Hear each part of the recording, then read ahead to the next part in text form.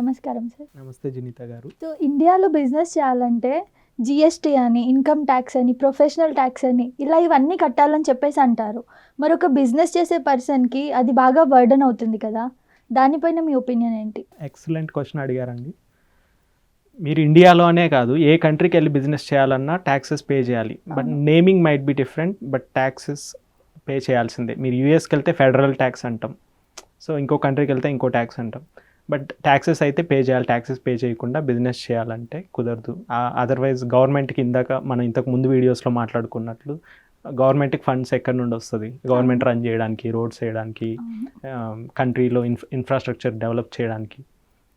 So taxes అనేది మ్యాండేటరీయే, pay చేయాలి. బట్ బర్డెన్ అనేది నేను యాక్చువల్లీ అగ్రీ అవ్వనండి ఆ పాయింట్. ఎందుకంటే సో జిఎస్టీ అనేది they are not paying from his own pocket.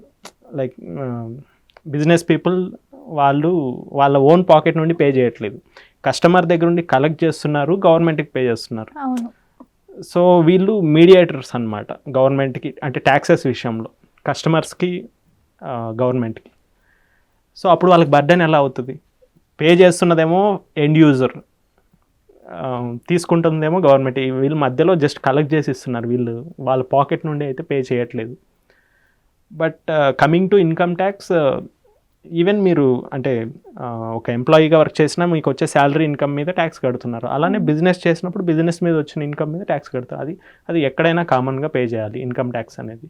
So అది I don't think so it will be burden. ఇంకా కమింగ్ టు ప్రొఫెషనల్ ట్యాక్స్ అనేది వెరీ నామినల్గా ఉంటుంది, లైక్ 200 పర్ మంత్ అలా ఉంటుంది. సో దానివల్ల పెద్దగా ఎఫెక్ట్ ఉండదు నాకు తెలిసి. And more over professional tax అనేది స్టేట్ గవర్నమెంట్ కలెక్ట్ చేస్తుంది, ఇన్కమ్ ట్యాక్స్ అనేది సెంట్రల్ గవర్నమెంట్ కలెక్ట్ చేస్తుంది. That's okay, thank you sir.